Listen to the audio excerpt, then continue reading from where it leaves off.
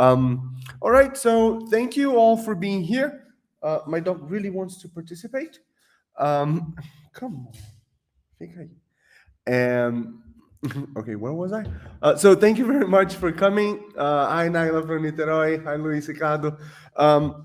So this is Gisal's last webinar of the year, and I was very honored to be invited to close the round of events for this year. I'd like to thank Gisal for the opportunity and for this partnership of inviting me and having me over in their platform and well broadcasting this to teachers all over the world apparently.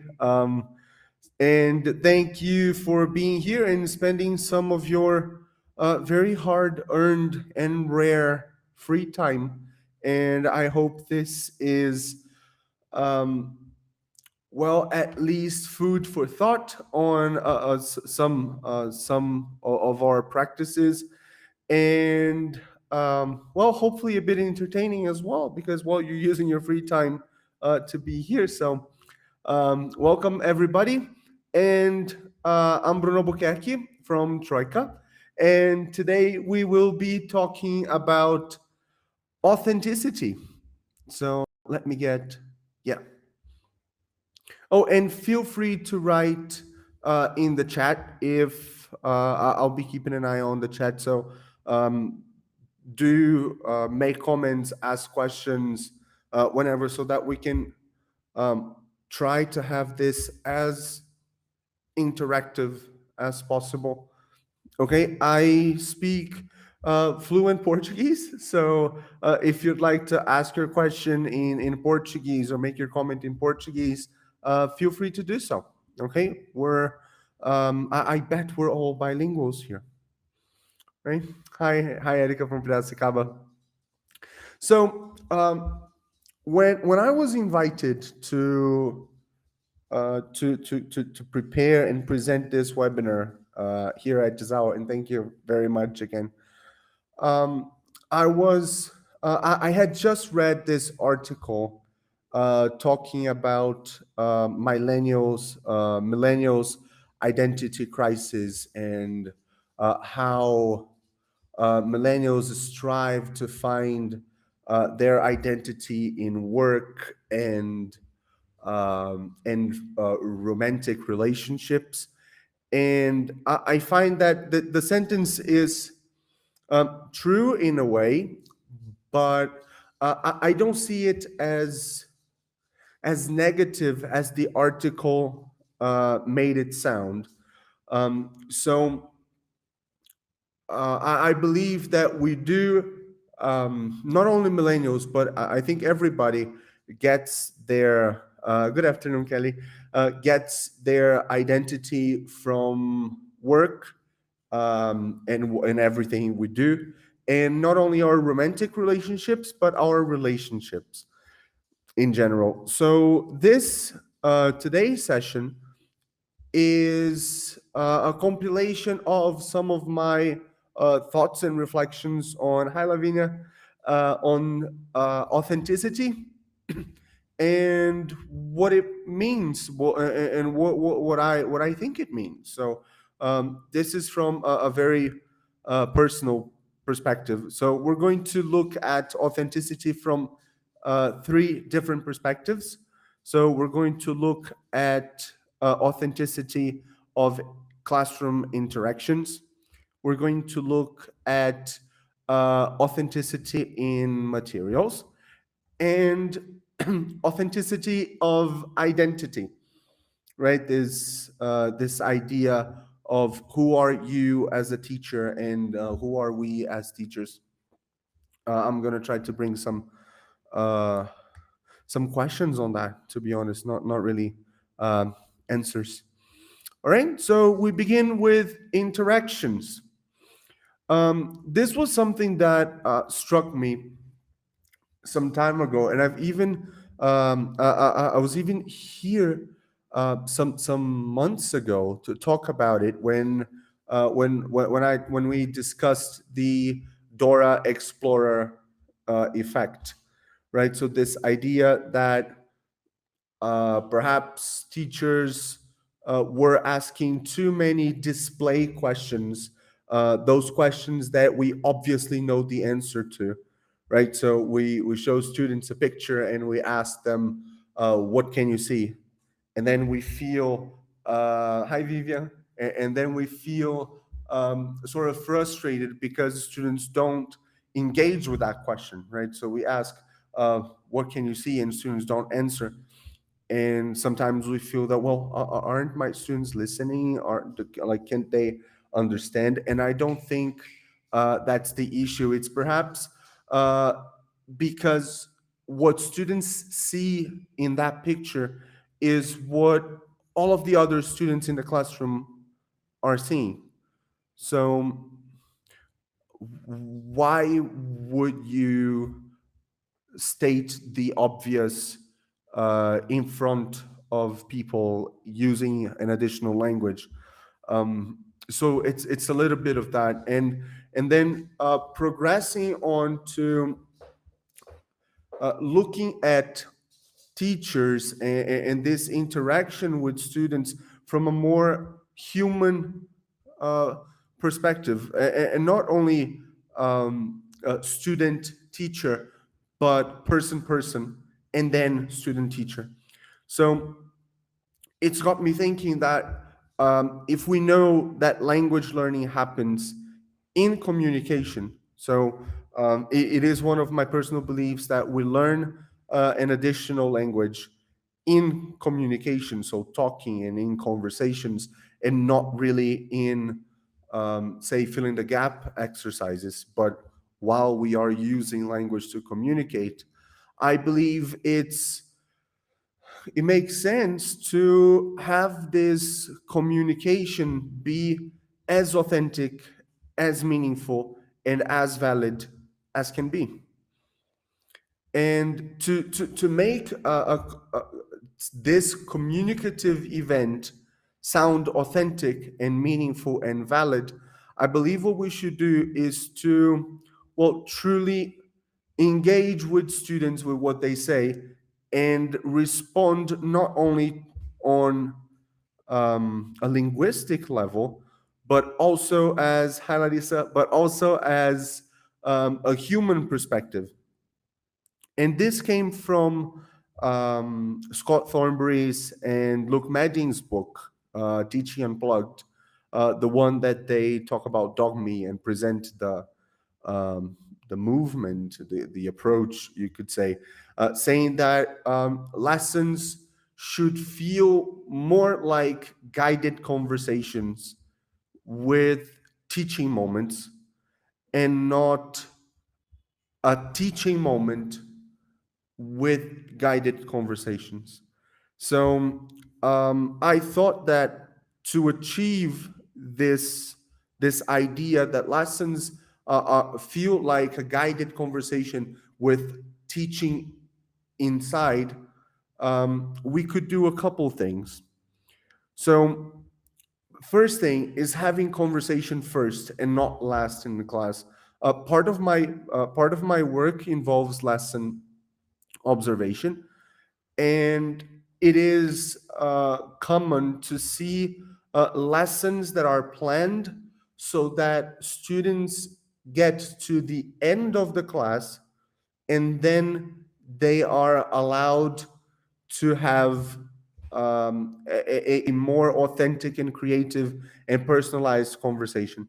Probably this is due to, say, the PPP, right? That you begin with presentation and then practice, and only then you get to production, right? Um, and what happens is that sometimes, and I feel that the conversation part, that the interaction part, is the most important part of the lesson. Won't you agree?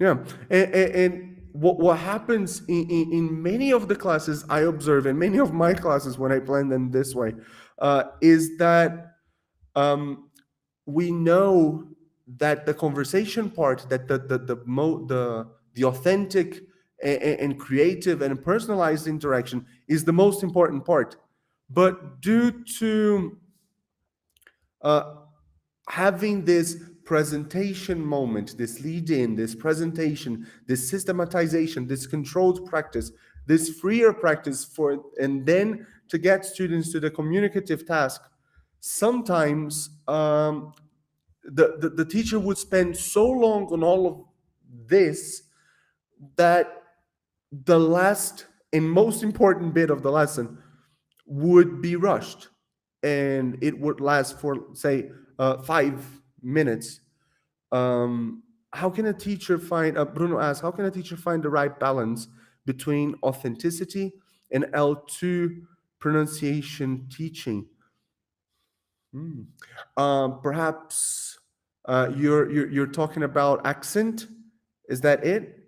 And how much of our students' pronunciation we can tackle, as in not robbing them of their identity.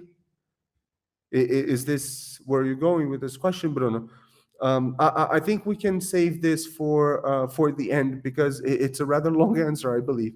And yes, Kelly, interaction and conversation must happen continuously, which is the next point, right? So conversation should happen throughout the lesson, and having this conversation on a topic. So I find it very interesting when we design lesson aims that are not linguistic aims, because if you think of the lesson in terms of a linguistic aim, saying students will be better able to use the simple past, it's very difficult to carry out a conversation about the simple past, right? So I believe that if we change the goal and have a more communicative goal and have a very clear context, say, by the end of the lesson, students should be better able to discuss and reach a conclusion about, say, global warming.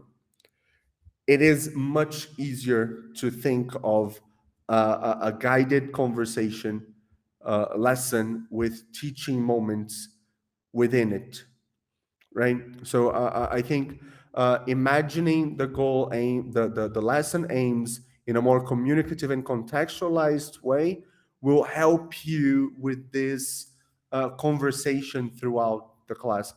I observed this teacher teach a fantastic lesson on racism and the saying that the racist saying that reads, "Black people can't swim," and he brought he started the lesson with the saying and asking students why the students thought it was a program with black students and black teachers to discuss uh, this these racial topics and teach English, of course. And so the teacher began the lesson with the saying and had a discussion on that. And then students progressed to watch a video about the saying and the origins of the saying. And students would watch the video and take notes of interesting points in the video. And after watching the video and taking their notes, they worked in groups to share their notes and why they thought they were interesting. And then students read some Instagram posts fighting racism. They analyzed the genre of an Instagram post and produced and posted an Instagram post using the genre in the genre and using the topic they have discussed throughout the lesson. Um, it was a beautiful lesson to see, like a fantastic lesson, and it felt like a guided conversation. So we talk first, and then we add to our ideas input from a video, from our friends, from our peers, and from an Instagram post, and then we produce our own and share our voice to the world. So I thought it was a brilliantly planned and staged lesson. And I've been trying to do that more and more, to have these lessons that feel like a guided conversation. Um, Pedro asked, Bruno, do you think adults are more resistant to lessons that deviate from a PPP framework? Pedro, sometimes I feel that if you're deviating from a PPP framework, the thing with adults is that rarely do you see adults who come to class to an English lesson, and this is their first contact and their first attempt to learn English, right? They've probably had lots of unfortunately failed attempts, right? And adults sometimes they come with this belief that they cannot learn English because they failed repeatedly, right? Think of an activity that you've tried and failed 100 times. You probably think you cannot do that, right?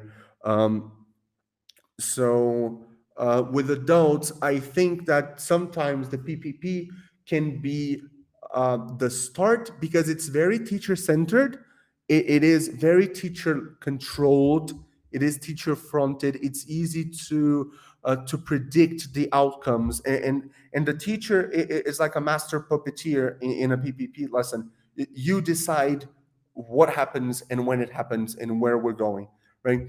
So I think that perhaps for basic students who have just started, if you teach in a PPP framework, this might boost their confidence because they will feel that they're learning and they will feel that they can do it.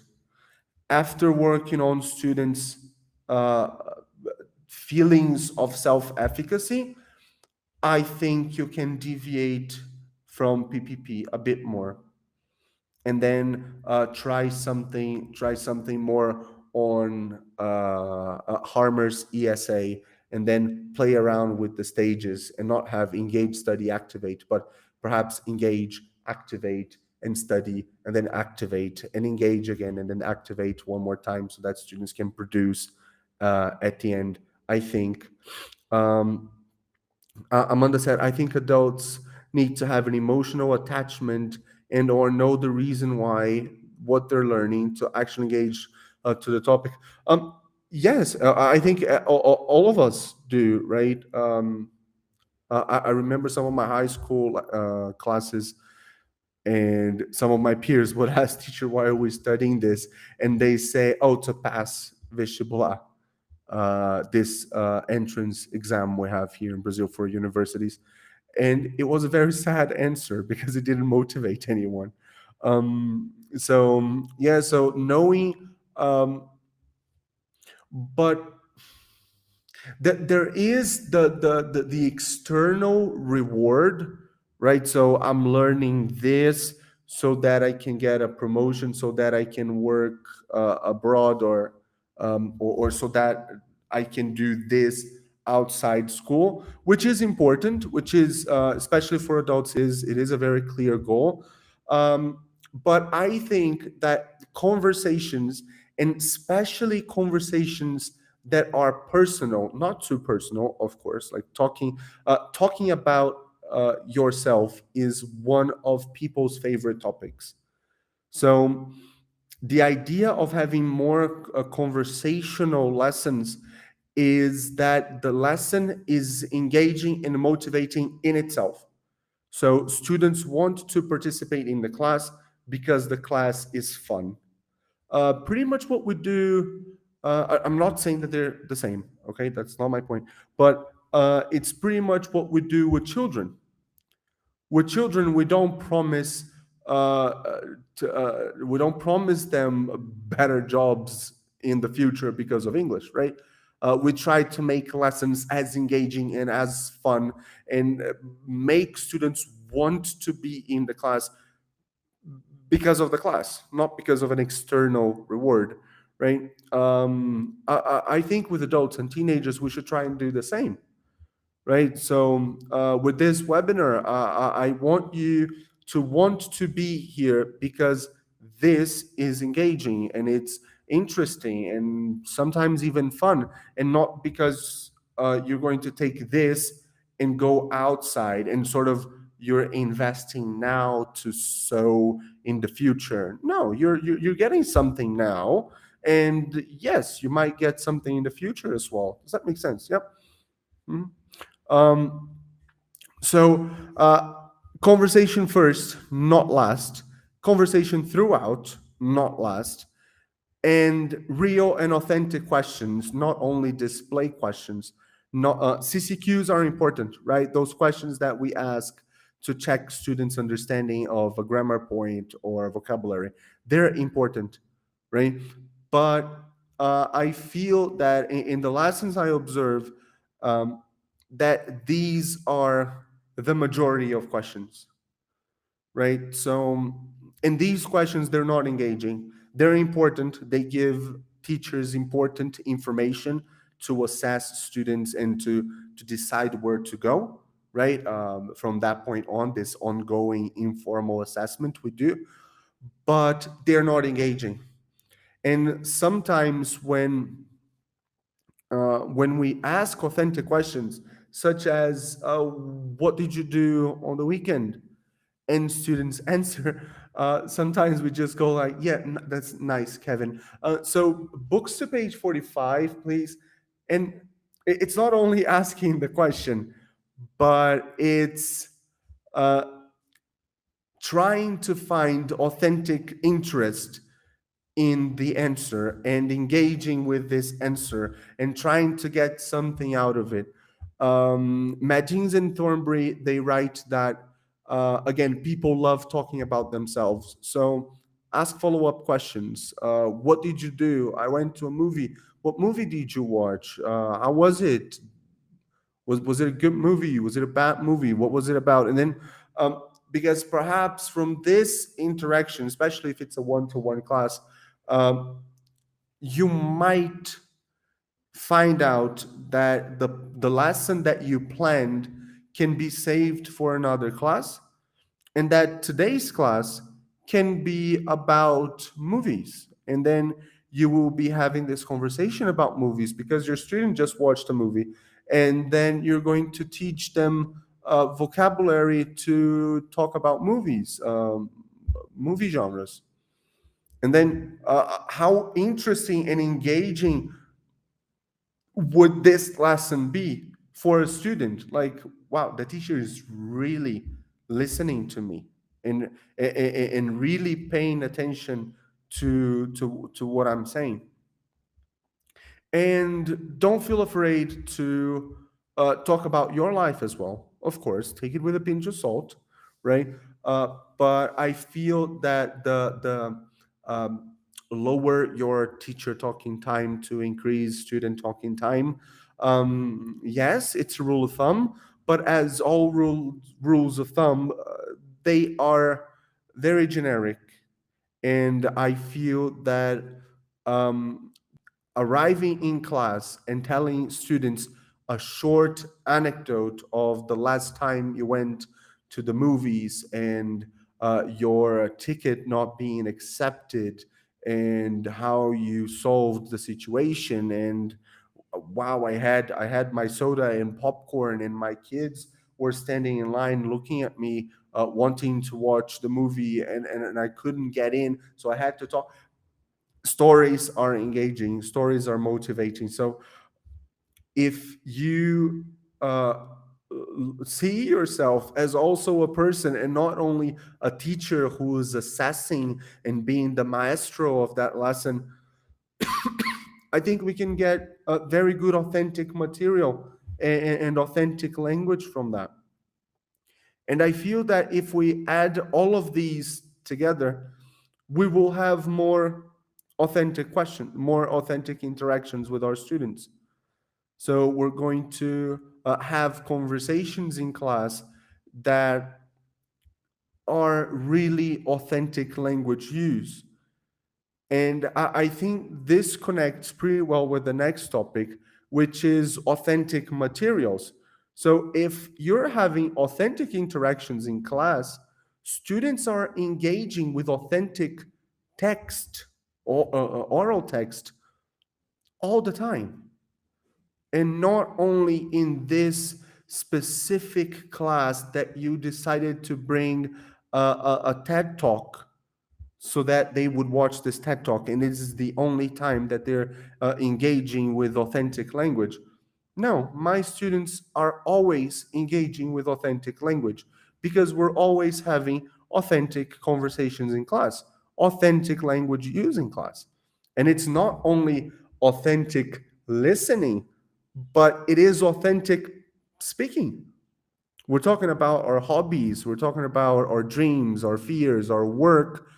And I think this is very, very rich because if we go back to uh, language happens in communication, in authentic communication, how fantastic is that? Having students not only hear and read authentic material, but also be producers of authentic material. And maybe you record some of these conversations and then you share with another class. And then, on the Mondays and Tuesday group, we had this conversation on climate change. And this is one of the students said, because you recorded, and then you take it to the Tuesday and Thursday group and say, so guys, this is what Mondays and Wednesday class believes. What do you think about it? And then have students hear authentic material that was created a day ago by peers and using English as the means of communication. I find it great. I find it's and it's easy to achieve, I guess. Yeah. And this takes us to authentic materials, right? Um, any comments so far? This is just a silly way of getting a sip of coffee. I'm always worried about the units of the book. We must finish it until the end of the year. I love I love it, and also my students, the topics of the units, this kind of engaging in conversation. But having most of the time, two classes in a week is too hard to deal with the situation. But we try most of the time. We do these authentic materials as an extra activity. I super understand. Sometimes, because of the course syllabus, we have to cover material, right, from class 1 to class 34, right? And bringing extra material sounds uh, unrealistic, right? So I have to finish. How come I have to finish this book? And then it seems that, and it's a bad feeling that you're sort of fighting the material, right? You're trying to defeat the material before the bell, before the bell rings. Um, yeah, I think that sometimes, depending on your schedule and how tight it is, bringing more material might not be possible. What you can check is, do you have to complete all of the book's activities? Is this mandatory? Because sometimes we believe it is, but then when we talk to the coordinator or to the superintendent, they say, well, no, you don't need to do all the activities. Perhaps can you send some of these activities home so that students do them before the class or after the class?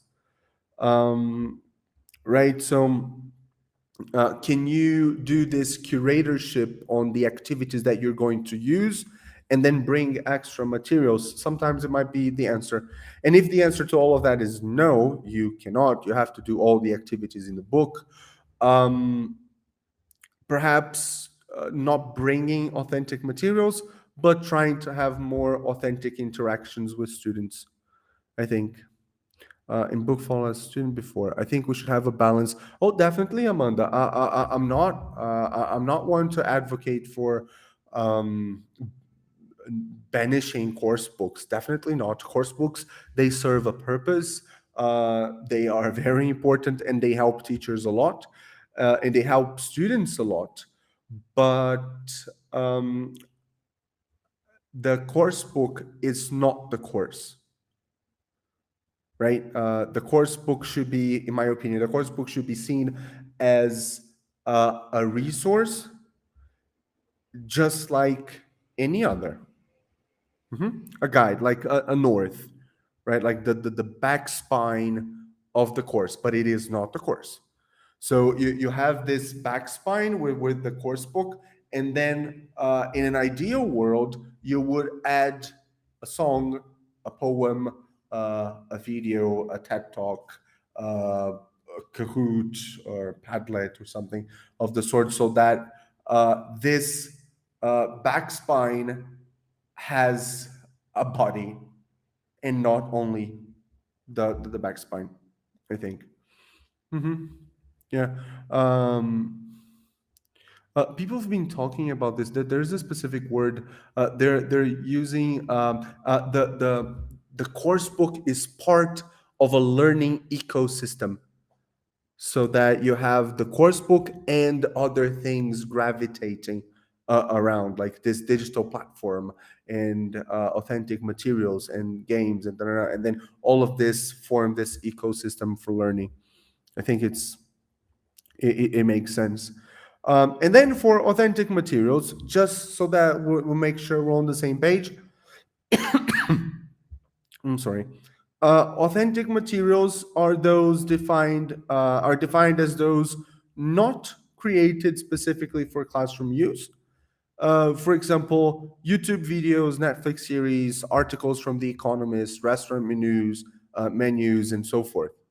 What makes them authentic is the fact that they were created with real language usage, with a proficient audience in mind, not students, not learners of English, and they involve the authentic interest of communicating a message.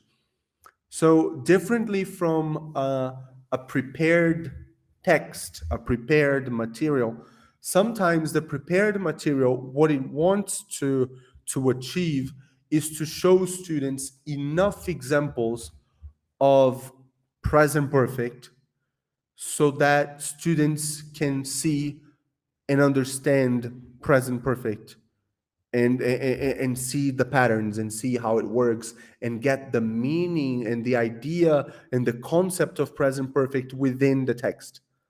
This is what prepared materials want to convey sometimes. Authentic materials, on the other hand, they have a message to communicate. So there is a message in a YouTube video, in a Netflix series, in an article from The Economist, or in a restaurant menu, right? There is a message trying to be passed on from one side to the other, and this is what makes them authentic. um, I believe authentic materials, whenever you're able to add them to your curriculum. Hi, Maria Isabel.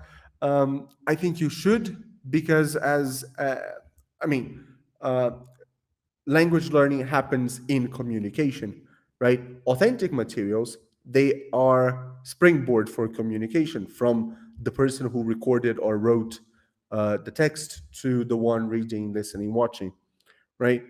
And there is this maxim from the communicative approach era that says, grade the task, not the text. Yeah, you've probably heard it before, right? What it means basically is um, you can use any piece of authentic material, be it a video, a song, a poem, a menu, a talk, with any kind of student, with any level of language, as long as the task that the student is going to do with this material suits the level. For example, um, I have this snippet of a Netflix show that shows a Modern Family, that shows Gloria going to the supermarket with Manny and doing groceries. The interaction that they're going to have is authentic. It was not recorded for students. The goal there is to be funny, to be entertaining, not to teach language. If I want to use this with A1 students, according to this maxim, what I have to do is grade the task, not the text. So I'm going to ask my students to, after presenting food and supermarket items, I'm going to ask them to watch the video and write down the food and supermarket items that Gloria and Manny are buying. So my A1 students will be able to do this task, right? Because they're listening for very specific information, and everything else is just going to be noise. It's fine, it works. But I think that this maxim should be taken with a pinch of salt, because I found it to be very frustrating, especially for adults, if the learner cannot understand the text, even if they manage to do the task, even if you manage to simplify the task to a point that an A1 student would do it.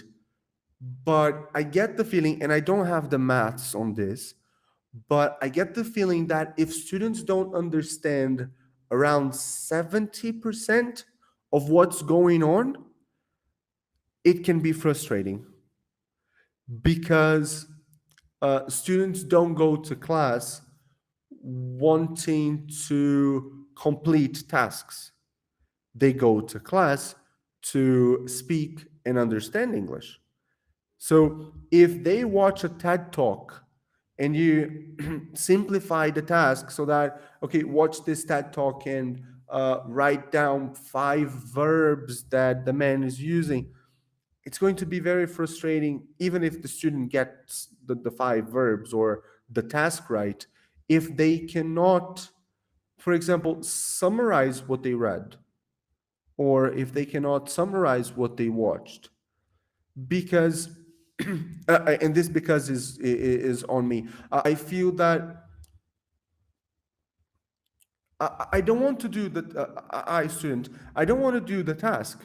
I want to understand English. This is my major in long term goal. So if I read a text, so if my teacher brings a text to class that I can't understand, it doesn't matter how easy the task is. I'm going to feel frustrated because I really wanted to read this. And then I'm going home with this text that I worked on in class and I didn't understand. A text that was brought to class by my teacher who knows me and the level I'm in. So um, there is some truth that there is some truth in it. I feel that you can grade the task, but stay within these 70 to 80% of understanding. Yeah, I'm sorry, Amanda. Yeah, it's. I feel it's sad, right? Because you really want to understand the text, and then you don't have the language, right? So yes, grade the task, but uh, choose the text with your students' feelings in mind, right? Like, uh, how students are going to feel when dealing with this text. I think it's very important. And we get to our third perspective, which is identity. Definitely, Amanda.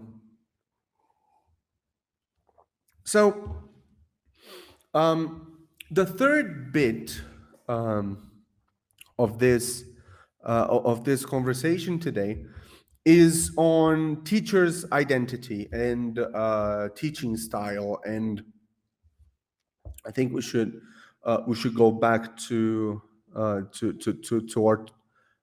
topic from the beginning. Um,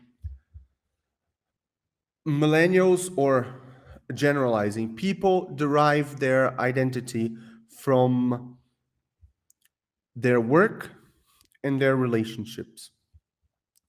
I feel this to be very, very true. I believe that um, that there is that philosopher sentence, right? I think, therefore I am. I disagree with that. I don't think that if you're thinking and feeling, but you're keeping all of this inside, I don't see this becoming you. I feel that we are what we do. So it's our work, and not only our work, our relationships and what we do um, is what realizes us and makes us real, right? So it's what we export to the world that becomes our identity. This is my perspective of identity. And we've all seen videos and heard these anthems pro authentic identity and be unique, that say be unique, find your own style, etc. And I like this perspective of, well, don't copy. And this might sound um, a bit counterintuitive, but I feel that pretty much what Lavoisier would say, you don't create anything. Everything is a transformation of lots of other things. And this is how I feel that we tailor our own teaching identities, by copying other people, by stealing from other people, but stealing in an honorable way. There is this fantastic book by Austin Kleon that is called Steal Like an Artist. And it's a phenomenal book, phenomenal. It's life changing. That he says that you should steal like an artist, and he divides good theft from bad theft. So good theft involves honor and study and stealing from many and crediting and transforming and remixing, whilst bad theft is degrading, it's skimming, you're stealing from one person, it's plagiarism, you're imitating, and it's a ripoff. So I really like this idea, and he says it in the book, that when you steal from one person, you're plagiarizing. When you're stealing from many people, it's called research. And I find that brilliant. So if you're getting, and this is why I advocate for teachers, communities, and uh, teacher groups or mastermind groups or memberships for BRAZ-TESOL, for Troika, Momento Jabá, clica no botão ali, uh, that getting teachers together and observing other teachers and looking at what they do and how they do it can greatly transform and improve what we do in the classroom and out of the classroom. I've given this talk for BRAZ-TESOL in July. about it was a little bit about identity as well, um, in saying that you should have mentors, right? And people whom you are inspired by, and people from whom you uh, consistently and systematically steal from. Um, I can easily name some of my mentors and some of the people I've stolen from. I I consistently steal from Vini Nobri and from Ricardo Barros and from Claire Venables. These are people whom I watch, not in a creepy way, not in a stalky way, but I love watching their sessions. I like watching how Vinny interacts with people in conferences. I love how Ricardo Barros is so poised and calm when giving feedback. And I love how energetic Claire gets in her workshops and in integrating everybody in their workshops. And I've got a bunch of these people who I pay attention to, and I try to get little pieces in an honorful way, in a study way, and I often credit them, Jack Scholes, yeah, and trying to get these, and while getting these pieces from these people, remixing them and using this to create my own teaching and, well, why not, personality. Can you think of oh, I'd love to do this exercise. Can you type in the chat one or two people that you steal from, or that you would like to steal from in the future? I'd love to see to know the people you admire, so that I can follow them too. So then I'll steal from them too. Fernando Guarani, Natalia Guerreiro, yes, from me. You very kind. Fernando Guarani is a fantastic professional. Daniele Pesce, Cecilia Nobre, definitely Cecilia Nobre. Yes, Christopher Hitchens, Penny Ur, yes, fantastic. Her book, 100 Teaching Tips, is fantastic. Fantastic. Claudio Piccolo, I don't know them. Tamires, ai, Tamigão, mas amorzinho, Tami. Sérgio Pantoja, definitely. You're very nice, Bruno. Mm. Yeah.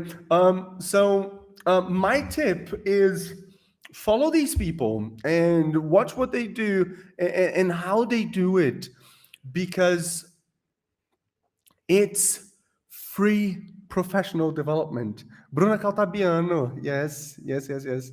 Um, right. So it's free professional development.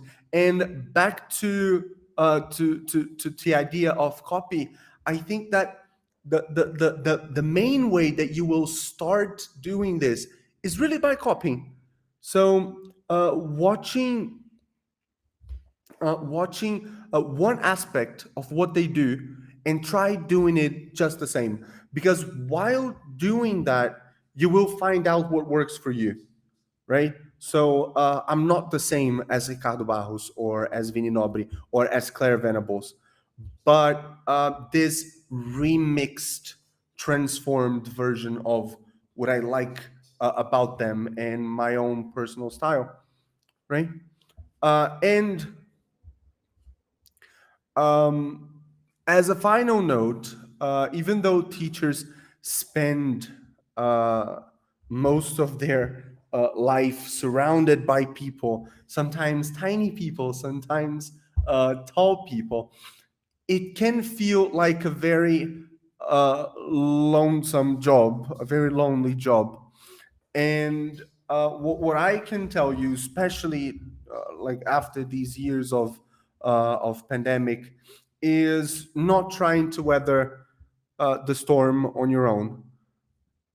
We're all in the same storm, some in rougher boats than others, but I feel that together we can make it feel more like a gentle summer drizzle, even if during some time in teachers' conferences, a course, and a happy hour, and the idea that we are what we do, we are our relationships, and we need these people near us.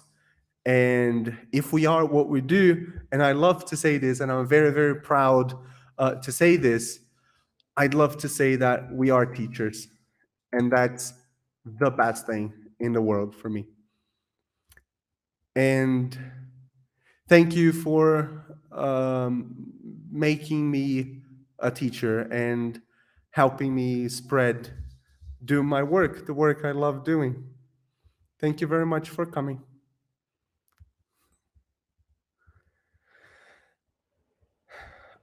That's great, Celia.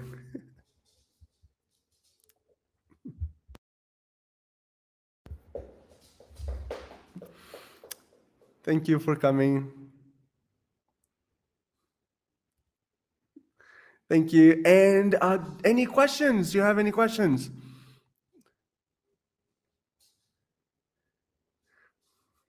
That's great. Thank you. Happy holidays. Yeah, Christmas is coming. Jingle bells, everybody. Yeah. So thank you very much for coming. I'll see you around. Do take a look at links legais. They're really cool. Do click there. It's a link for my link tree. So there are a couple of articles and some other links, some blog posts that I wrote. So I'd love it if you could check it out. Okay. Thank you, everyone. Thank you for coming. And goodbye. See you around.